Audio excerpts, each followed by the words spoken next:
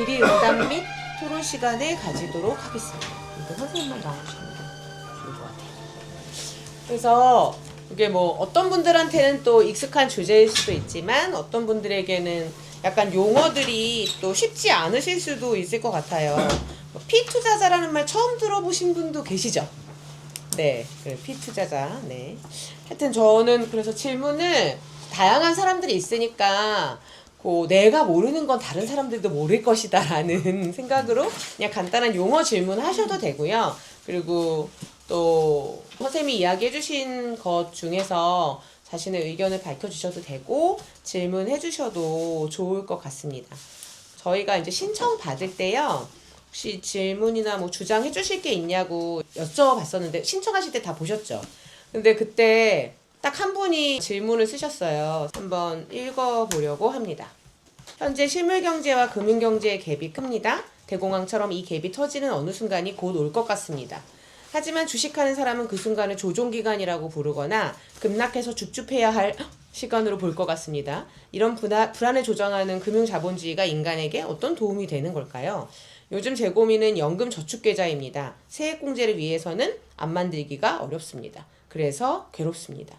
국가가 국민의 노후를 주식에 의탁하고 장려하는 제도를 받아들이기 어렵습니다. 통화량이 계속 늘어나고 물가가 올라가고 실질소득은 적고 인플레가 오고 저는 미래가 보이는 것 같은데 전문가들은 안 보이나 봅니다. 어디까지 자본주의 안에서 타협해야 하는 걸까요? 수용해야 하는 걸까요? 다른 분들의 삶과 의견이 궁금합니다. 라고 써주셨는데 많은 분들이 느끼는 감정이지 않을까 싶어요. 그러니까 이게 하나의 조건처럼 되어버린 거죠. 일종의 금융화라는 것이 저희가 전면적으로 다 거부할 수도 없고 마지못해서라도 살아가면서 어떤 부분들에서는 투자나 투기를 해야 하는 그러니까 투자자이자 뭐 이런 정체성을 가져야 되는 어떤 지금 상황들인 거잖아요. 근데 이게 뭐 다른 경제적인 경우도 마찬가지죠. 소비자로서의 삶이나 뭐 사실 노동자로서의 삶이나 이런 것들 다 우리가 정말 뭐 기뻐하면서 껴안는 이런 삶이라기보다는 이 경제활동 속에서 우리가 어쩔 수 없이 받아들이는 어떤 조건들인 거죠.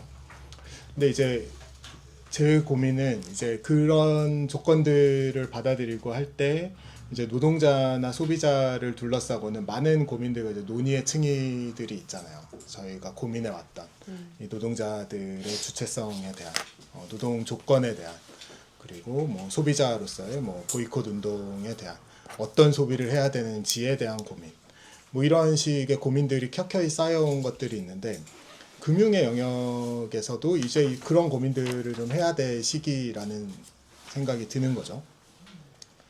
그러니까 이제 많은 분들이 그런 껄끄러움을 느끼고 계시는 거는 뭐 저도 대학에서 학생들을 가르치다 보면 학생들도 요즘 학생들이 대부분 다 이제 뭐 주식 투자를 하다 암호화폐 투자를 하다 하는 경우가 대부분이기는 한데 그러면서도 그 친구들 어딘지 모르는 껄끄러움들을 또 느끼고 있거든요.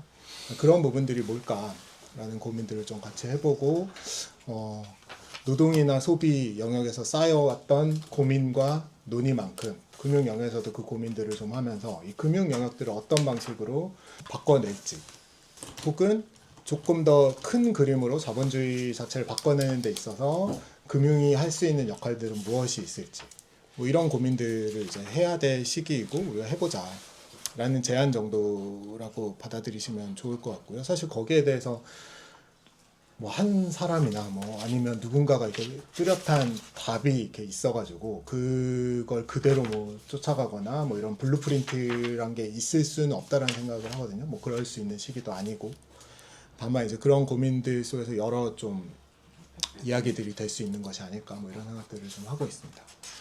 네, 전체적인 방향성은 지금 말씀하신 분의 이야기처럼 그죠. 연금저축 계좌나 이런 세액공제를 위해서 안 만들기가 어려운 어떤 조건들로 변해가고 있는 게 사실이죠. IRP 의무화가 2022년 4월 14일에 됐어요. 근데 제가 그걸 어떻게 아냐면 저 원래 다른 일을 하다가 그때쯤 이제 플랫폼 C에서 일을 하게 되면서 퇴직을 해가지고 퇴직연금을 가입을 하고 뭐 세액공제 받고 이래서 이제 저도 그런 계좌가 어쨌든 생긴 거예요. 동결된 이제 뭐 몇 년 있다가 받을 수 있는. 그래가지고 작년인가 법이 바뀌어서 또 자꾸 1년에 한 번씩 투자처를 바꿔야 돼요. 그리고 자꾸 결정하라고 하는데 저는 사실 잘 죄송하지만 겸양이 아니라 진짜로 잘 모르잖아요. 근데 잘 모르지만 제가 볼 때 은행이 자꾸 저한테 추천하는 데는 굉장히 리스크가 높은 그 얘기 하잖아요. 하이 리스크 하이 리턴이라고 세 번째 금융 사들이랑 막 이런 데를 자꾸 추천해줘요. 그럼 저는 싫어요. 산업은행 할래요. 뭐 이렇게 이제 대답하고 근데 제가 정말 소 뒷다리로 뭘 잡았다고 갑자기 금융이 안 좋아지면서 제 산업은행 이율이 엄청 올라간 거예요. 왜냐하면 안정적인 은행만 뭐 얼마 되지도 않지만 그래서 이제 이율이 높은 IRP를 가지고 있는 사람이 됐는데 제가 이 얘기를 들은 이유는 굉장히 뭔가 판단을 하기가 어려운 주제잖아요, 사실. 그러니까 저는 아까 되게 인상적이었던 게 금융의 프랑스 혁명이라고 이야기해 주셨는데 제목을 붙이셨잖아요. 게임스탑 사태와 논문 제목. 네네 논문 제목을. 근데 금양의 프랑스 혁명하고 물음표입니다. 아, 네, 물음표인가요? 네네네요. 네. 그래서 저도 물음표를 네. 써놓긴 했는데, 그래서 이게 자기 실현성이라는 게 정말 아무리 얼마나 집단화해야 가능한 것일까, 가능하긴 한 것일까, 뭔가 과장된 건 아닐까. 왜냐면 또 반면에 우리는 뭐 작전이라던가 좀 오래된 영화지만 그런 금융 투자라는 게 실제로는 특정한 세력들에 의해서 많이 좌지우지 된다는 것도 또 듣기도 하고 그래서 개미들이 얼마나 피해를 보는가 이런 얘기도 많이 듣잖아요. 그래서 이게 정말로 얼마나 긍정적일까에 대한 의구심이 들으면서 계속 들긴 했거든요. 그럼 물음표를 쓰신 거는 될 수도 있고 아닐 수도 있다 그런 느낌이셨을까요? 이 게임스탑 사태 관련해서는? 그 게임스탑 사태를 제가 뭐 금융의 프랑스 혁명이라고 이제 이야기를 하는 건 전혀 아니고요. 그러니까 이제 금융의 프랑스 혁명이라고 많이 묘사가 되어 왔는데 거기에 이제 질문을 붙이면서 단순히 그렇게 볼 게 아니라 여러 이제 논의들을 좀 해볼 수 있겠다라는 취지로 이제 논문을 쓴 거고요. 다만 거기서 이제 흥미로운 지점들이 몇 개 발견이 되는데 그게 아까 말씀드렸다시피 이 금융의 자기준거성이라고 하는 것에 대한 간파, 집단적인 간파. 그러니까 이것이 일반적으로 아까 실러의 글을 이제 이야기를 해드렸지만, 그러니까 이 대중 투자자들은 마치 이제 경제가 객관적으로 움직이는 것처럼 자연적인 현상처럼 이야기를 많이 하는데 실제로는 그렇지 않다. 그걸 모르고 있다라고 얘기를 했지만 이걸 집단적으로 이걸 간파했을 때 어떤 일들이 벌어질 수 있을까? 영역에 최초로 대중적인 어떤 운동들이 등장한 현상이다. 그런 면에서 보자면 프랑스 혁명이라는 비유도 가능하지 않을까. 프랑스 혁명이 이제 정치적인 장애 대중이라고 하는 누군지 정체도 알 수 없는 어떤 대중이 갑자기 등장했던 어떤 사건이라고 본다면 뭐 그런 의미로 사실 뭐 이중적인 의미로 쓴 거고요. 뭐 긍정 부정의 의미라기보다 실패했지만 정치적으로 의미가 있을 수 있는 이라는 의미도 있나요? 저는 그냥 그거는 학술 논문이어서 학문적으로 의미가 있다는 네네. 뜻이었던 것 같아요. 근데 말씀하셨다시피 뭐 이게 특정한 조건 속에서만 작동을 할 수 있는 거긴 하죠. 근데 이게 이 금융의 자기준거성, 금융 자산의 자기준거성은 단순히 이제 사람들이 여럿 모여서 얼마나 많이 뭐 비트코인을 사면 비트코인 가격이 오르고 뭐 이런 차원도 있지만 단순히 그것을 넘어서서 예를 들어 아날리스트들을 분석한 이제 뭐 인류학적인 연구들도 많이 있는데 그런 걸 보면 아날리스트들이 가장 고민하는 게 그런 거예요. 본인은 이 전체적인 시장의 흐름하고 전혀 반대되는 방향으로 생각을 하더라도 그쪽으로 가면 안 되는 거죠. 왜냐하면 시장이라는 거는 사실 전체적인 이 사람들이 흘러가는 것에 편승해서 올라갔을 때 가격이 올라가기 때문에 아까 얘기했듯이 자기 준거성이 있기 때문에 그런 부분들을 이제 편승하게 되는데 이게 일종의 케인즈가 얘기하는 투기의 특성이거든요. 제가 설명을 조금 길게 해보자면 케인즈가 투자와 투기를 구분해요. 투자는 어떤 거냐면 기업의 과거의 어떤 펀더먼탈한 가치를 보는 것이 투자일 수 있어요. 투기라고 하는 건 어떤 거냐면 케인즈는 그런 비유를 듭니다. 되게 굉장히 유명한 비유인데 신문 기사에서 그런 컨테스트가 있었다 그래요. 예를 들어 이 여성들의 사진을 싣고 이 미인 대회에서 상을 탈 만한 6명을 꼽아라. 라고 하는 이제 뭐 당시에 신문 컨테스트가 있었나 봐요. 그런 게 주식 투자라는 거예요. 투기라는 거예요. 어떤 거냐면 제가 볼 때 아름다운 사람을 뽑아야 되는 게 아니에요. 이 게임은.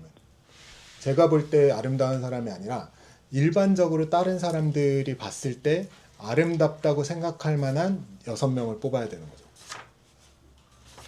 이건 전혀 다른 문제죠. 제가 시장에서 만약에 주식 투자를 하게 되면 제가 볼 때 이게 가치 있다라고 하는 걸 뽑는 게 아니라 이 시장에 참여하고 있는 다른 사람들이 뭐가 더 가치 있을 거라고 생각할 것인가 라고 하는 주식을 사야 되는 게 주식 투자의 본질, 투기라고 이야기를 하거든요. 근데 이제 애널리스트들을 분석한 걸 보면 애널리스트들이 똑같은 생각들을 합니다. 본인이 생각할 때 이게 더 가치 있고 이런 문제가 아니라 예를 들어 뭐 어떤 특정한 사건들이 일어났을 때 이 사건이 어떻게 누가 이 사건을 어떤 방식으로 해석하냐, 어떤 게 가장 지배적인 담론이고, 그래서 주식 가격이 오를 거라고 생각하느냐 떨어질 거라고 생각하느냐, 그거에 맞춰서 본인의 내러티브를 맞춰가게 되는 거죠. 그러니까 사실은 이 주식시장의 구조 자체가 일정 정도 그런 방식의 100%라고 이야기하기는 힘들겠지만 어느 정도는 그런 구조에 맞춰서 짜여져 있는 것이고, 그런 상황 속에서는 뭐 이게 뭐 개인적인 이런 문제라기보다는 이 주식 시장이나 뭐 자산 시장의 구조 자체, 금융 시장의 구조 자체의 문제라고 봐야겠죠. 자기 참조성이라고 하는 건. 예, 설명이 됐는데. 네, 저쪽에 두 분이 손 드셔서요. 저희가 마이크 온라인 때문에 마이크를 전해드릴 건데 그 뒤에 계신 남성분 다음에 여기 앞에 선생님 이렇게 이어서 이야기 듣도록 하겠습니다. 혹시 그 애널리스트에 대해서 인류학적인 연구들이 있다고 하셔서 혹시 그 사람들이 맥킨지라든지 이런 사람들인가 여쭤보고 싶으세요? 제가 지금 말씀드렸던 연구는 번역도 되어 있는데요. 슈테판 라인스의 금융시장의 이야기꾼들 이라는 책인데, 그 책은 스위스 투자은행의 애널리스트들에 대한 분석입니다. 그 인류학에서 이제 금융 연구는 꽤 많이 그래도 되어 와서 트레이더들에 대한 연구들도 있고요. 그러니까 현장 트레이더들에 대한 연구들도 꽤 쌓여 있고, 뭐 예를 들어 캐러노의 호모 인베스투스 뭐 이런 연구들은 트레이더들에 대한, 투자은행 트레이더들에 대한 연구거든요. 애널리스트들에 대한 연구들도 있고 뭐 그렇습니다. 예. 네, 여기 그러면 먼저 잠깐만요. 잠시만요. 기다리시고 다음에 할게요. 네. 첫째 질문에 좀 이어서 이제 질문과 생각을 좀 나누고 싶은데, 계속 이제 금알못이 나왔잖아요. 금융 잘 알지 못하는 우리들. 그리고 선생님께서는 이제 산업자본주의 시대에 운동가들이 노동을 잘 모른다는 것과 비슷하다고 말씀하셨는데, 사실 좀 다른 문제가 있어요. 노동은 굉장히 보였고 모르는 척 할 수가 없는 그냥 생생하게 직관되는 현실이었잖아요. 엥겔스가 영국 노동계급의 상태를 썼을 때 그냥 보면 보이는 그런 노동계급 비참한 상태가 있었지만, 금융은 하려고 해도 안 보여요. 굉장히 고도로 추상화된 영역이고 사실 전문가의 영역이기도 하고, 거기 나오는 용어나 뭐 개념들이 매우 어렵고 영어로 이제 다 또 축약되어 있기도 해서 그냥 쑥 보고는 도저히 알 수가 없는, 엄청 공부를 해야 되고 뭐 그런 상황이고, 사실 전문가들도 뭐 이 작은 개념들에 대해서는 뭐 주택담보부증권이라든지 부동산담보부증권이라든지 이런 거는 설명할 수 있지만, 금융이 뭐냐라고 물었을 때 어떤 이제 금융 전문가도 정의를 내릴 수 없을 것이다라고 하는 정도의 이제 고도 전문성을 표현하고 있는데, 저도 이 금융이 핵심이다, 오늘날 우리 투쟁에서 그 반금융 투쟁이 중심이다라고 얘기를 하고 계속 연구도 하고 강의도 하고 강조를 하는데, 항상 부딪히는 지점이 이걸 어려운 거예요. 이게 어려움의 가장 큰 원인은 낯섦인 것 같은데, 그거를 좀 언어를 바꾸는 것도 필요한 전략이 아닌가 싶거든요. 근데 이제 금융, 자산, 뭐 이렇게 얘기할 때 금융 자본주의, 자산 경제라고 얘기했을 때는 그 자산가의 이제 말이잖아요. 근데 이제 최근에 이제 읽은 책 중에 페미니즘으로 부채이라는 책이 있어요. 반부채 투쟁을 하는 아르헨티나 페미니스트들의 얘기인데 언어를 바꾸거든요. 북반구의 언어는 금융이지만 남반구의 언어는 똑같은 현상을 우리는 부채로 짚는다. 금융은 또 굉장히 남성 전문가들의 이제 이 용어고, 그들이 이제 쉽게 말하는 것이지만 부채는 여성들의 언어다. 우리 싸움에서는 부채를 중심에 둬야 된다. 이제 이런 얘기를 해서, 저는 그 페어의 애항 투기보다 이 아르헨티나 페미니스트들의 반부채 저항이 되게 좀 와닿더라고요. 첫 번째가 부채를 격장에서 꺼내기인데, 각자가 가진 부채를 다 꺼내놓자. 옛날에 집안에서 일어나는 폭력을 사적인 것이 아니라 사회적인 것이라고 얘기하고 우리가 개인의 경험들을 다 증언하면서 사회적 문제를 만들었듯이 각자의 부채가 개인의 나태나 또는 무능이라든지 비윤리적인 것이 아니다라고 하는 것들을 위해서 부채를 이제 다 꺼내놓자. 이게 이제 첫 번째 전략이고 부채에 몸을 부여하자. 그러니까 서사를 이제 입히자라고 하는 거예요. 금융이 얘기하는 것과 전혀 다른 얘기가 펼쳐지고 마지막에 세 번째가 부채 불복종인데 이게 저는 폐허에 대한 투기를 완전히 극단적으로 밀어붙이는 것 같아요. 그러니까 그 투자를 어떻게 하자.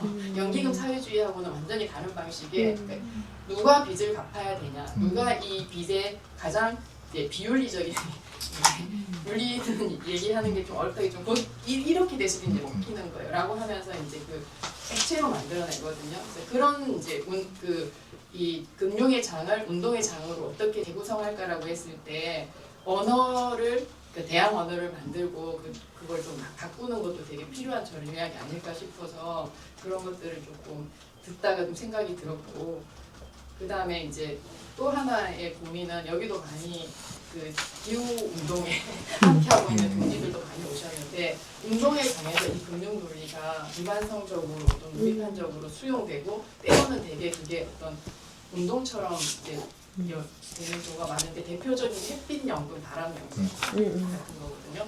농촌에서 농지연금, 주택 연금인데 이제 농촌판이 농지연금이에요. 나중에 다 농지로 이렇게 지대소득자처럼 살다가 은행으로 넘어가는 이런 거고 햇빛 연금, 바람 연금도 사실 햇빛과 바람을 자산화하는 거잖아요. 근데 이게 이제 굉장히 좋은 재생에너지 전환의 어떤 정책인 것처럼 또는 햇빛과 바람의 공유화인 것처럼 이제 얘기가 되고 있어서 사실 우리가 이제 이 금융을 개념적으로 설명하면 되게 어려운데 현장에서의 현실 투쟁에 붙어서 이것들을 이제 폭로하면서 금융이 우리로부터 어떻게 이제 추출해가고 있는가를 보여주는 그러니까 현장 투쟁을 통한 이 금융 싸움을 또 해 나가야 되지 않는가라는 고민과 생각이 들어서 두 가지 의견을 좀 나누고 싶어요. 고맙습니다. 그러면 혹시 이어서 듣고 같이 얘기 좀 나눠볼까요? 네. 저는 기후적 운동을 하고 있는 도준호라고 하는데요. 저는 이제 금융화나 이제 자산화가 되고 있는 현실 속에서 아까 세 가지로 구분해 주셨는데 이제 조건의 수용 그리고 조건의 변형이나 폐지 이제 운동의 세 가지 논리로 이제 구분해서 말씀해 주신 거 인상이 깊었고 저는 이제 조건의 수용이나 대항 투기와 같은 전략 또는 그런 방식은 한국에서는 이제 매우 이제 위험하게 드러나고 있다고 생각을 합니다. 그래서 변형이나 폐지에 좀 더 사회운동이 주목하고 실천해야 된다고 이제 보고 있고요. 왜 그런가 하니 이제 한국에서 이제 아까 기후 운동과 관련돼서 석탄 발전소나 국민연금에 관련된 대한 투자와 관련된 운동들이 있는데 대한 투자와 관련된 운동은 어떤 사회적 맥락과 어떤 논리를 가지고 진행되는 따라서 완전히 배치되는 형태가 다를 수 있다고 생각하는데 한국에서는 주로 이제 시장주의적이고 금융적 수익성의 논리를 전적으로 수용하는 이들이 화석 자본에서는 벗어났지만 더 금융화되고 더 수익성이 높은 녹색 자본에 투자를 하려는 방식으로 실제로 진행이 되고 그것이 한편으로는 국민연금의 탈석탄 투자 같은 논리에서는 한국에서는 이제 석탄 기업이 다 전력 생산 기업이기 때문에 전기를 생산하고 있는 공기업에 대한 투자 철회이고 민간 자본을 통한 재생에너지 확대의 논리와도 연결된 일들이 있습니다. 그런 것들이 체제 전환을 지향하는 기후정의 운동이 주장하는 바와 이 시장주의적 전환을 주장하는 또 시민사회 간의 긴장과 갈등이 있는데 이 대항 투기라고 하는 것이 그런 식으로 실제 작동하고 있는 경우가 매우 많다고 생각을 합니다. 그래서 그 부분 좀 현실을 좀 말씀드리고 싶었고 또 한편으로 사회운동이 이 금융화와 모든 것의 자산화를 비판하고 감시한다고 했을 때 저는 개개인들의 대중 투자 문화에도 물론 관심을 가져야 되지만 그 사실 이제 매우 좀 난처하고 좀 궁지에 몰릴 수밖에 없는 상황들이 있는 것 같고 그것보다는 1차적으로 분석과 비판의 대상을 본다면 자본과 이 국가, 정부의 흐름들이라고 생각합니다. 예를 들어 이제 지난 9월에 이재명 대통령이 뉴욕을 방문해서 블랙락 회장을 만나서 한국의 AI와 재생에너지 투자에 관련하고 MOU를 맺고 왔는데 그 MOU 내용이 정확하게 공개도 되지 않고 있습니다. 아시겠지만 블랙락은 세계 최대의 자산 투자 민간 기업이고 이들에게 한국의 어떤 미래 산업이나 이 사회 인프라에 대한 핵심적인 투자를 맡기겠다고 하는 거는 한국에 알려진 걸로 보면 맥쿼리한테 맡기는 거라고 보면 되는 거거든요. 근데 여기에 대한 제대로 된 감시나 비판, 다른 목소리들이 나오지 않고 있는데 말씀하신 것처럼 이 금융화 모든 것 자산화와 관련된 사회운동에 이 전략과 주목이 더 필요하겠다 이렇게 생각을 합니다. 그 방금 이야기하신 분 이야기하신 저 내용은 제가 잠깐 띄워놨고요. 선생님 발표 중에 있었던 세 가지 중에서 폐지 관련된 게 좀 더 중요하지 않냐 이런 얘기 해주신 것 같고 두 분이 해주신 얘기 관련해가지고 좀 선생님 이야기 들어보고 싶은데 제가 그 말못이 어렵다고 이야기하셨는데 이걸 이제 아까 말씀했지만 그 거래 내용이나 이런 것들 숨기고 또 이제 모든 제도들을 끊임없이 이제 지배 권력자들이 계속 자기들 마음대로 바꿨다가 옮겼다가 자기 이박에 하는데 공개를 하지 않잖아요. 사실은 정보 접근권이 굉장히 한정되어 있고 그래서 그런 점에서 봤을 때 이제 누가 이걸 어렵게 만드는가. 네, 그런 점에서 이제 저는 이제 정보가 민주적으로 운영되면 가장 좋겠지만 어렵게 해야 사실은 이윤을 내는 사람들한테는 도움이 될 테니까 근본적인 그런 한계도 있잖아요. 그래서 그런 점에서도 우리가 금융을 대응하는데 사회운동의 장으로서 근본적인 어떤 걸림돌이 있지 않나 이런 고민이 좀 들었습니다. 선생님 이야기 들어보고 싶고 너무 좋은 말씀들을 해주셔가지고 이 최우영 선생님께서 말씀하신 바에는 저도 뭐 100% 동감하고요. 너무 적절한 문제 제기이신 것 같고, 그러니까 언어의 문제들, 그러니까 이 금융이라고 하는 추상적인 대상에 어떻게 접근을 해야 되느냐. 그 유명한 뭐 페어 책에도 나오는 말이긴 한데 되게 유명한 말이 있죠. 그 프랑스 대통령 올랑드 사회당 이 총리가 집권하면서 나의 적수는 이름도 없고 형체도 없는데 우리를 통치한다. 그건 금융자본이다. 라고 얘기를 했던. 그러니까 잘 눈에 보이지 않고 추상적으로 움직이는 것 같은 어떤 흐름이어서 사실은 굉장히 어렵죠. 접근하기 어렵고 그런데 그걸 좀 이제 우리의 가장 밀접하게 느껴질 수 있는 어떤 대상으로 번역을 끊임없이 해내고 거기서부터 이제 출발점을 잡아야 되고 언어를 재구축해야 된다는 거는 뭐 저도 뭐 100% 동의하고 매우 중요한 문제 제기라고 생각을 합니다. 그래서 이제 사실 소비자 신용의 확대라고 뭐 신용 할당이라고 이야기를 했지만 사실 신용은 부채의 동전의 양면처럼 붙어 있는 말이거든요. 그러니까 특정한 관점에서 볼 때 신용이고 그러니까 은행이나 이쪽에서 볼 땐 신용을 공급하는 거지만 그걸 받는 입장에서는 부채를 지는 거여서 사실은 똑같은 이제 이 두 개의 동전의 양면 같은 것이어서 그러니까 신용 할당을 바꾼다는 건 사실 부채를 되묻는다는 것과 같은 거죠.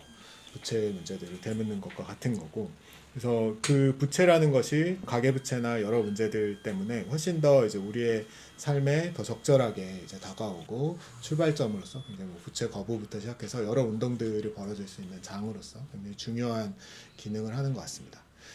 다만 이제 이 한국에서도 사실 그 부채 거부 운동들이 사실 있었잖아요. 이게 시도들이 있었고 미국에서도 이제 뭐 오큐파이 월스트리트 이후에 이제 부채 파업 운동, 스트라이크 대트 운동들이 있었고 채무자라고 하는 이 문제를 중심으로 이제 이 금융에 맞선 어떤 사회 운동들을 조직을 하려고 하는 흐름들이 있어 왔고 한국에서도 그 시도들이 어느 정도 있었던 걸로 알고 있거든요. 근데 이제 항상 어려운 점이 제가 뭐 그래서 사실 현장 연구도 하려고 해서 좀 같이 들어가기도 하고 했었는데 이 부채를 지닌 분들이 채무의 사실에 대해서 굉장히 이 부끄러움을 많이 느끼세요. 그러니까 이게 이 자기 잘못이다라고 많이 생각을 하시고 이거를 이제 사회 전체적인 문제, 왜 내가 부채를 지게 되었고 이 부채가 사실 개인의 선택이 아니라 이거 앞서 얘기했던 어떤 전반적인 사회 변화 속에서 임금은 오르지 않고 생활비는 계속 그런 상황 속에서 빈부격차들이 확대되고 이런 조건들 속에서 혹은 이제 일종의 약탈적 대출이라고 하는 대출을 해주고 신용카드를 내주고 그 신용카드 빚을 가지고 증권화시켜서 자산시장에 팔아넘기고 이런 어떤 시스템 하에서 계속해서 부채가 확대되는 정부가 계속해서 소비자 신용, 소비자 부채를 늘려나가는 어떤 정책들을 펴고 이런 조건들 속에서 이루어진 어떤 것의 결과물로서 인식을 하신다기보다는 이게 굉장히 자신의 어떤 문제다라고 많이 받아들이시고 그런 점에서 되게 부끄럽게 생각하시는 부분이 있어서 조직화가 되게 쉽지는 않았거든요. 그 분들을 이렇게 운동의 어떤 주체로 만들어내는 게. 아르헨티나 같은 경우는 경제 위기가 겹쳐서 좀 특수한 상황들이 있었고, 그래서 저는 사실 뭐 100% 동의를 하면서 이러한 부채라고 하는 문제를 출발점으로 삼을 때도 사실은 이 전체적인 그림들을 항상 이 염두에 두고 이야기가 돼야 되는, 그러니까 금융이라고 하는 영역들이 이렇게 돌아가기 때문에 결과적으로 이 문제가 단순히 개인적인 문제가 아니라 어떤 금융 시스템, 금융 자본주의의 어떤 문제들로 받아들여져야만 그것들이 일종의 이제 주체화가 가능한 조건이라고 생각이 들어서, 뭐 저는 활동가가 아니라 이제 뭐 연구자니까 그런 부분들을 좀 밝히려고 하는, 끊임없이 좀 이야기를 해야 되는 것이 아닐까, 뭐 이런 고민들을 좀 하고 있습니다. 근데 정확히 이제 그런 부분들에서 삶과 밀접한 연결 속에서 시작이 되는 게 굉장히 중요하다라는 생각들을 좀 하고, 자산화라고 하는 문제도 말씀해 주셨듯이 햇빛연금 뭐 이런 문제들, 그러니까 이게 이 자산화나 이런 문제가 사실은 뭐 여러 영역들에서 또 등장하죠. 지역 자산화 운동 뭐 이런 것들도 있잖아요. 그러니까 뭐 지역의 어떤 것들을 자산화해서 그것들을 통해서 커뮤니티 디벨롭먼트를 하자라고 하는 이런 어떤 흐름도 있고, 뭐 그걸 이제 예를 들어 뭐 OECD 같은 경우는 ABCD라고 부르거든요. Asset Based Community Development라고 해서 자산 기반 공동체 발전, 이런 논의를 하면서 굉장히 이제 진보적이고 뭐 대안적인 어떤 이 커뮤니티 발전 전략으로 이제 홍보가 되기도 하는데, 그런 면에서는 이 자산화나 금융화라는 것이 앞서도 말씀드렸듯이 일정의 조건이 되면서 사실 운동 진영에서도 이것들 어떻게 활용할까라는 고민들이 계속 있는 거죠. 그래서 이제 저는 뭐 그게 이제 일정 정도 한계들을 다 가지고 되게 문제적이라고 보는 한편, 그래서 사실은 이제 구준모 선생님이 말씀하셨듯이 이제 페어가 얘기했듯이 이 조건들을 단순히 활용하자라는 제안으로는 진짜 부족하고 오히려 문제들이 있을 수 있고, 거기에 또 한층의 이 조건들을 어떻게 우리가 지향해 나갈 수 있을까라고 하는 문제를 항상 갖고 있어야 된다라는 생각을 하는데, 그런 부분들이 부족하다라는 지적을 드린 거고, 그런 부분들을 좀 같이 고민을 계속 해야 된다. 다만 이제 조건들을 활용하고자 하는 시도들이 계속 증가하고 있고, 이런 영역들에서 어떤 좀 다른 방식으로 이 운동들을 같이 이야기를 하면서 이 조건들을 문제제기하는 방향으로 좀 끌고 올 수 있을까, 뭐 이런 고민들도 좀 필요하지 않을까, 뭐 이런 생각들을 좀 하긴 합니다. 네, 세 분. 그러면 제가 순서대로 그 세 분을 요 앞에 회색 옷 입으신 분, 그다음에 제일 앞에 계신 분, 그다음 뒤에 계신 분, 이렇게 선생님 이야기. 저는 약간 개념 이해에 관련된 건데요. 그 이제 금융의 일상화라고 했을 때 그 오늘 말씀하신 내용들이 약간 주식 투자나 뭐 코인이나 이런 얘기들을 주로 하셔가지고 약간 직접 금융 시장 쪽에 초점을 맞춘 걸로 이해를 했는데, 아까 그 역대 막 정부가 했던 것들 말씀해 주셨잖아요. 이제 그 과정에서 뭐 빚내서 집 사라 이런 것도 있고, 이제 부동산에 대한 얘기도 있을 수밖에 없고, 이제 부동산 같은 경우에는 간접 금융 시장을 통해서 보통 은행 대출을 통해서 이루어지는 시스템인데, 이 금융의 일상화라는 게 뭐 직접 금융이랑 간접 금융에서 좀 뭔가 결이 다르게 나타나는 부분이 있는 건지, 이게 좀 구분해서 봐야 하는 건지 좀 궁금해가지고요. 네. 페어의 논의에서 좀 제가 소화하고 궁금했던 것들을 여쭤보고자 하는데, 페어가 투자자하고 피투자자를 구분하는 것에 초점, 그러니까 그 구분 자체의 초점을 투자자가 어떤 것에 투자할지에 대한 의사결정 권력이 있다는 그 지점에 초점을 맞춘다면, 페어의 논의가 주는 중요한 질문은 그 지금의 금융자본주의에서 그 자산이랑 신용을 할당하는 가치평가의 위계나 척도를 어떻게 피투자자들이 그걸 돌려내고 재구성하고 그리고 그것을 보편화시킬 수 있는가라는 게 중요한 질문으로 남는 것 같아요. 근데 사회적 가치 측정 같은 대안적 가치평가가 등장하더라도 녹색 자본 아니면은 지속가능성 담론이 결국 금융 자본주의적 언어 혹은 논리에 의존하는 이상 이것이 금융시장의 전통적인 가치평가를 완전히 대체하지는 못하고 그리고 실제로 사회적 가치는 많은 경우에 창출한 사회적 가치를 결국 화폐화하려는 시도로 귀결되는 것 같아요. 그리고 또 전통적인 가치 평가를 보자면은 말씀하신 대로 시장에는 자기 중거성이 있는 반면 그 가치 평가 자체는 일단 자본의 양에 많은 영향을 받는다라고 생각을 하거든요. 그러니까 수적으로 보면은 개인 투자자의 수가 압도적으로 많지만 양적으로 보면은 기관이나 외국인이 갖고 있는 자본의 비중이 훨씬 많고, 그리고 투자 의사결정을 하는 주체나 아니면 주가로 움직이는 주체가 아까 앞서 언급하셨던 사모펀드 같은 자산관리자 주체가 의사결정 권력의 핵심을 가지고 있는 것 같아요. 그래서 선생님은 어떻게 생각하시는지 궁금한데 가치평가의 척도를 이제 시민으로서 피투자자가 어떻게 구성할 수 있고 이를 어떻게 보편화시킬 수 있는지가 드리고 싶은 질문인 것 같고, 그리고 또 피투자자의 범주는 굉장히 넓은데 이를 현실 정치적인 측면에서 어떻게 하나의 시민으로서의 주체성으로 엮어낼 수 있을지가 질문. 네, 그 플랫폼C 회원 김원이라고 하고요.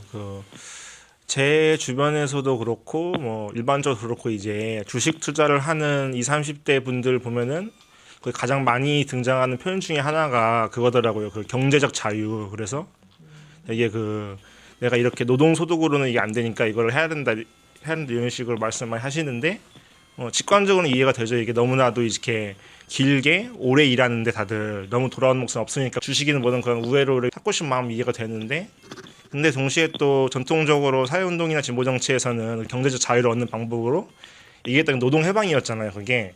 근데 이제 주식 투자하는 20, 30대의 경제 자유에 대한 이해는 전통적인 노동 해방이라기보다는 뭔가 약간 노동의 포기, 노동의 우회 이런 느낌이 가까운 것 같은데, 근데 이제 그렇다고 가가지고 이거를 이렇게 당신의 이런 고통은 노동 착취 때문이니 이거를 함께 노동계급 단결해서 이렇게 우회하자 이런 식으로 얘기를 한다고 이게 먹힐 것 같지도 않고 또 그냥 현실성 없는 잡하게 그런 소리 들을 것 같은데, 근데 그렇다고 이게 이렇게 금융 중심으로 이렇게 체계가 재편된 거랑 되었다고 이거를 그러면은 저렇게 피투자자의 시간을 읽어봤거든요. 보면서 되게 흥미로웠고 이럴 수 앞으로 그리고 조금 걸어 나와. 얼마나 앞으로 나와야 돼?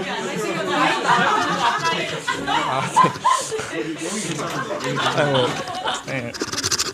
당황스러운데 이제 저도 피투자자의 시간 읽어봤고 되게 흥미로웠고, 그리고 이럴 수도 있겠다 생각이 드는 거랑 별개로 그러면은 이제 여기 나온 이러한 피투자 베이스로 한 이러한 투쟁 논리로 그렇다고 전체 사회운동을 노동 기반에서 이거 대체하는 게 가능할지, 그럼 대체까지는 아니더라도 이거를 병존한다고 하면 이거를 역할이 어떻게 뭐가 분배가 가능할지, 그래서 개별 사안 관련해서는 지금도 이렇게 팔레스타인 관련해서 투자처리 운동하는 식으로 있잖아요. 근데 이거를 그런 개별 사안 넘어가지고 뭔가 전체 사회를 움직일 정도, 예를 들어서 노동운동 지금 총파업 같은 느낌이 전례 가능할지 이런 그림이 안 그려지는 거예요. 부분적으로 수용할 수 있는데 그렇다고 이거를 어떻게 이게 그러니까 피투자자 시간에서 나온 그런 논리가 변화한 금융 기반 사회의 어떤 청사진게 될 수 있는가 이런 건 또 되게 읽으면서 약간 모르겠어가지고, 그래서 이런 관련된 의견들을 한번 좀 알아보고 싶습니다.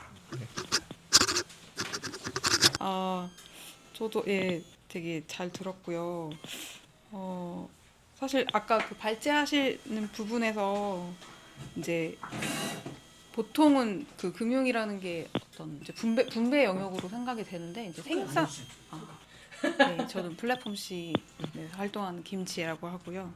네, 그래서 보통 분배 영역이라고 생각을 하는데 어떤 생산의 영역의 어떤 개입에 대해서 잠깐 얘기를 해주셔가지고, 사실 저는 그냥 생각하기로는 금융 그 자체로는 사실 가치를 만들어내지 않는다라는 생각을 하고 있어서 그런지 그게 어떻게 생산을 직접적으로 개입할 수 있지 이런 사실 생각이 조금 들어가지고 그거에 대해서 조금 얘기해 주셔도 좋을 것 같고, 또 가난한 사람들한테는 사실 투기는커녕 이 사람들이 주주가 있다라고 보기도 사실 좀 힘든 조건이 아닌가.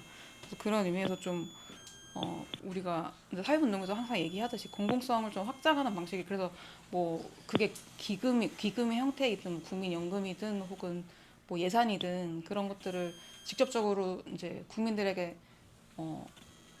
직접 써라라고 사실 이야기하고 그렇게 주장을 많이 하는데, 그런 부분에서 개개인들이 뭔가 그걸 같이 대항한다는 의미가 오히려 그냥 개개인들이 더 파편화되고, 그러면서 누가 이게 뭐 공동으로 소유하자 이런 개념이 아니라 이제 개인들이 계속 더 많은 것을 나눠 갖자 이제 이렇게 되다 보면 더 파편화되는 게 아닌가 이런 고민이 들어서, 그런 거 어떻게 생각하시는지 좀.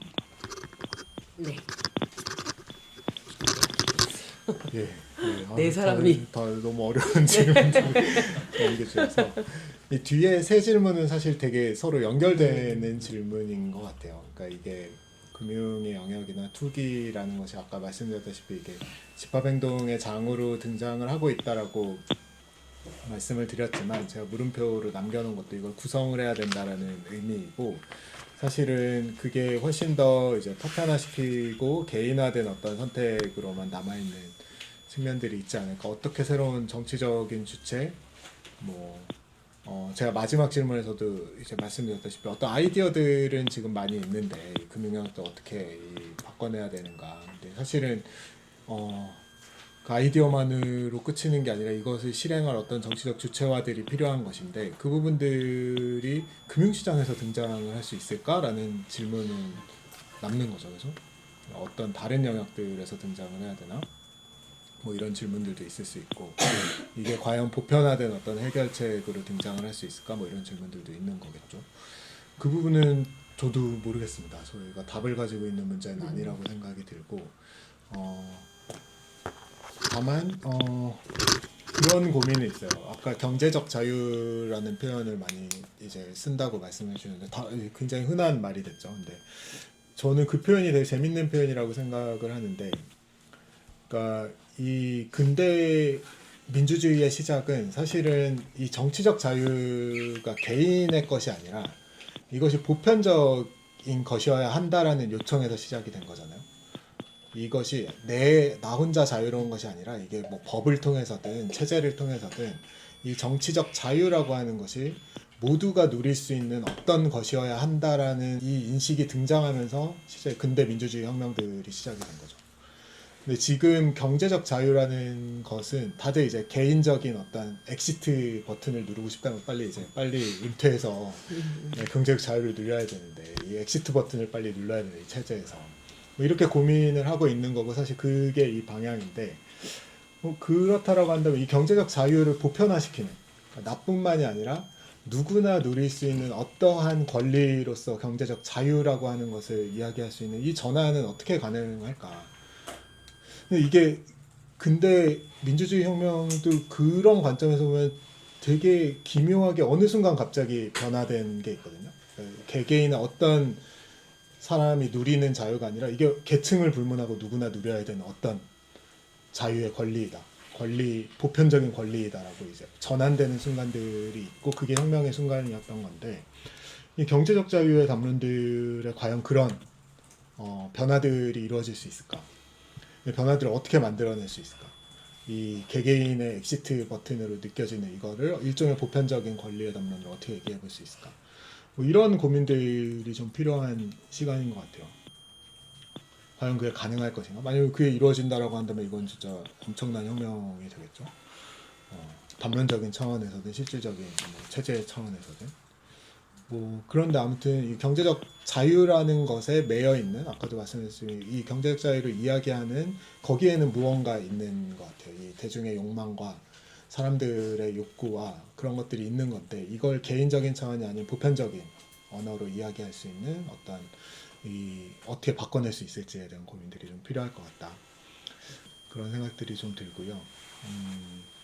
첫 번째 주신 질문에서 금융의 일상생활의 금융화죠. 정확히 얘기하자면 이제 Financialization of Everyday Life라고 얘기하는데, 그러니까 우리가 일상에 있어서 금융적 선택이라고 하는 것이 굉장히 중요시 되고, 뭐 앞서 에셋 이코노미에서도 얘기했지만 뭐 계급의 문제를 다룰 때나 아니면 사람의 뭐 일생의 어떤 흐름을 얘기할 때도 금융이라고 하는 문제, 투자라고 하는 문제를 빼놓고 얘기할 수 없는 어떤 요소가 되었다라는 것이고, 거기에는 이제 중요하게는 부동산 시장도 들어오게 되죠. 이게 직접 금융, 뭐 간접 금융으로 나누기보다는 여러 이제 금융 시장의 참여의 형태로 부동산이나 주식이나 뭐 암호화폐나 뭐 이런 형태로 들어오게 되고, 다만 이제 뭐 각 시장별로 제가 다 뭉뚱그려서 자산 시장으로 얘기했지만 각 시장별로의 특성은 분명히 있죠. 예를 들어 부동산 시장 같은 경우는 일단 이 규모가 엄청 크고, 그래서 사실은 개인의 차원이라기보다는 이제 가계의 차원에서 이제 작동을 해야 되는 어떤 이 대상이 되고, 암호화폐나 뭐 주식 같은 경우는 그보다는 좀 더 개별화된 차원으로 작동을 하게 되는데, 그런 세부적인 차이까지 들어가게 되면 뭐 저희가 또 다른 이야기들을 좀 더 자세하게 해볼 수 있을 것이고, 다만 이제 큰 자산 시장에 참여로 얘기를 하자면 그 일상생활의 금융화를 표현하는데 그 유명한 뭐 그런 비유들이 좀 있습니다. 일상생활이 금융화가 진행이 되면 가게는 기업처럼 행동하고, 기업은 은행처럼 행동하고, 투자은행처럼 행동하고, 은행은 헤지펀드처럼 행동한다 라는 이게 금융화를 얘기할 때 흥미롭게 이야기하는 많은 얘기가 있는데, 가계의 기업적인 활동들이 된 거죠. 대차대조표를 만들고 뭐 얼마나 부채를 지고 얼마나 이익을 얻고 뭐 이런 고민들을 계속 하게 되잖아요. 근데 이게 굉장히 자연스럽게 우리 일상 속으로 들어오게 되면서 이제 금융시장 그 일상생활의 금융화가 진행이 되고 있다라고 이제 생각을 하시면 될 것 같습니다. 예를 들어 우리가 비교해 보면 이제 뚜렷하게 드러나는데, 저축 같은 경우는 이제 우리가 한 10년 뒤에 얼마의 이익을 얻을지가 이자율로 정해져 있는 거잖아요.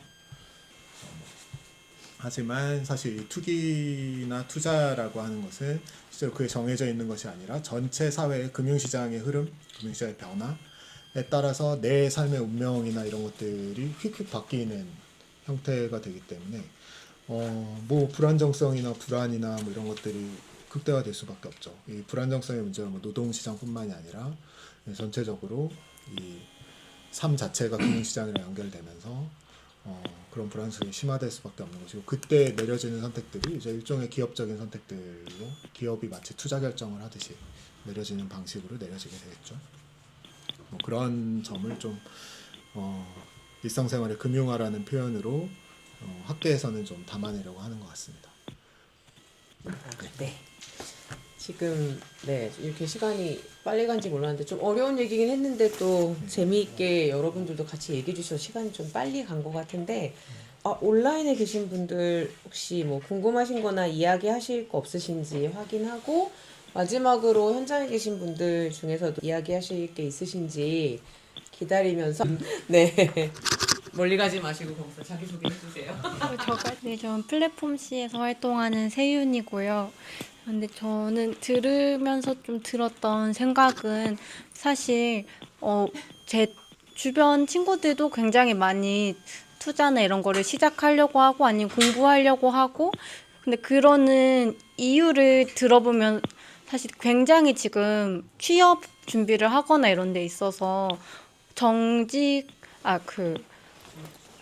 될 수 없고 될 수 없는 현실이고, 지금 경력이 없는 상태에서, 그래서 불안정한 노동이랑 내가 노동을 한다 하더라도 소득이 물가 상승이랑 이렇게 비례하지 않게 되고, 또 나 혼자만 사는 게 아니라 뭐 부모님을 부양해야 된다던가 아니면 내가 아프게 된다면 뭐 그런 것에 대한 불안이 큰 상태에서 앞서서 정부의 그 금융 정책을 말씀해 주시기도 했는데, 그런 어떤 공공 돌봄이라던가 공공 의료라던가 아니면 공공 주거라던가 이런 거에 대한 해답을 내놓는 게 아니라 개인의 투자를 그 해결 방법으로 제시하고 있는 거잖아요. 그래서 우리가 공공성을 강화하는 방향으로 운동을 건설하는 것이 더 중요하지 않을까? 피투자자들과의 그 권리나 운동을 건설하는 것이 이게 뭐 같이 갈 수 있는 것인가? 이런 고민도 좀 들었습니다. 네, 마지막으로 저희 선생님 말씀 듣도록 하겠습니다. 네. 지금 질문을 들으면서 아까 먼저 질문하신 거에 답을 안 드린 질문이 있다는 게 떠올랐는데, 그러니까 이 금융이 어떻게 가치를 창출하느냐 이런 질문을 던지시면서 이제 이 질문을 던지셨던 것 같은데 제가 거기에 답을 안 드려서, 이거는 지금 학계에서도 계속 논쟁 중인 사안이어서 금융이 가치를 생산할까 아닐까 뭐 이런 문제들은 되게 첨예하고 입장이 갈리는 문제여서 뭐 그거에 대해 설명을 드리려는 건 아니고요. 지금 던지신 질문하고 연결시켜서 제가 시간이 없어서 발표에서는 뭐 말씀을 못 드렸지만 페어의 논의의 가장 큰 또 약점 중에 하나는 이분이 이제 노동하고 금융을 같이 놓으면서 논의를 전개를 해서 마치 노동하고 금융이 별개의 영역처럼 느껴지게 만들거든요. 노동이라는 것이 따로 있고 금융이라는 영역은 마치 그거와는 다른 어떤 새로운 단계로서의 논의처럼 느껴지게 만드는데, 이거는 일종의 착시라는 생각이 들어요. 아까 말씀하신 것처럼 사실은 이 두 개가 굉장히 긴밀히 연결이 되어 있는 것이고, 우리가 만약에 뭐 어떤 대안들을 고민을 한다면 이 두 개가 어떤 방식으로 연결이 되어 있는지를 고민을 해야겠죠. 그래서 뭐 최근에는 이제 이건 학계의 논의입니다만 이제 뭐 인류학자들은 투기 노동 뭐 이런 개념들도 쓰거든요. 그러니까 이 피투자자들이 하고 있는 어떤 이 노동의 일들이 예를 들어 뭐 연구자들이 맨날 뭐 연구비 받으려고 페이퍼를 쓰거나 아니면 뭐 시민단체에서 펀드레이징을 하거나 뭐 이런 일들이 사실은 다 일이잖아요. 말 그대로 일종의 피투자자로서 하는 이 일종의 노동이고, 그래서 투기 노동, 뭐 분배 노동 이런 표현들을 쓰는데, 그러니까 우리의 삶의 차원에서 보게 되면 사실은 긴밀히 연결되어 있는 거죠.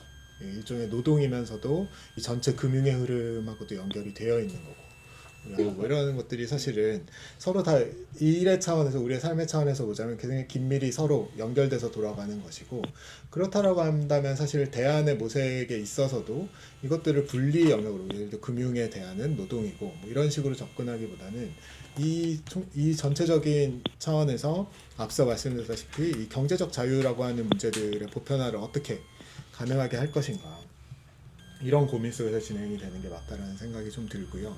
그런 면에서도 일정 정도 제가 제시했던 소개했던 페어의 논의나 이런 거 일종의 흥미로운 사고 실험이기는 하지만 분명히 뭐 보충되어야 되는 부분들이 있다, 뭐 이런 생각들이 좀 듭니다. 다만 이제 그걸 소개시켜 드렸던 것은 우리가 좀 이 금융의 영역들이 앞서 말씀드렸던 이 노동과 혹은 이 전체적인 우리의 삶의 변화와 긴밀히 연결이 되어 있는지 다시 한번 좀 생각을 해보고 이 영역에 대한 고민들을 좀 진행을 해보자. 그건 이제 뭐 연구자들 개인들만이 할 수 있는 것도 아니고 뭐 이제 다 같이 사회적으로 우리가 논의를 해봐야 되는 문제일 테니까 뭐 그런 고민들을 좀 진척을 시켜보자라는 제안 정도로 말씀을 드렸다라고 받아들이시면 좋을 것 같고, 뭐 그 정도의 고민을 나눌 수 있는 자리였으면 오늘 뭐 저는 좋은 자리였다는 생각이 좀 듭니다. 예, 너무 감사합니다. 그 온라인에 김현진 님이 남겨주신 말이 있는데요. 저희 마무리로도 굉장히 좋을 것 같아가지고 요거 읽어드리고 마치도록 하겠습니다. 금융화와 본격화된 신자유주의가 만든 불안정성의 극대화는 분명한 사실이나 한편 유사한 미래에 대한 예측 불가함 자체가 언제나 문제는 아니라고 생각합니다. 예측 불가한 상황을 문제화하고 예측과 계산 가능한 것으로 또는 그렇게 만들어야 하는 것으로 인식하게 하는 것이 금융화의 일상화가 작동하게 하고 불안을 생성하는 과정인 듯합니다. 물론 이것이 설득력을 가지는 이유는 예측 불가한 미래의 개인들이 생존을 걸어야 하기 때문이겠지요. 미래에 대한 투자의 형태로 현재를 담보 삼는 방식, 미래를 문제적인 것으로 만들지 않는 인식이 필요하다고 생각이 드는데요. 이는 주체가 개인이 아닌 집단으로 개인의 특이성이 공동체 안에서 수용될 수 있게 되는 조건으로 전환될 때 가능할까 하는 생각이 듭니다. 궁금했던 것들은 다른 분들이 질문을 해주셔서 잘 들었습니다. 토론 중 운동과 현장에서의 금융화된 논리에 대해 이야기가 특히 공감되었습니다. 자리 기획해 주셔서 감사합니다. 네, 오늘 참여해주셔서 너무 감사하고요. 특히 이제 끝까지 함께 해주시고 뒤풀이도 같이 가실 이진선 선생님에게 큰 박수 주시면서 마치도록 하겠습니다.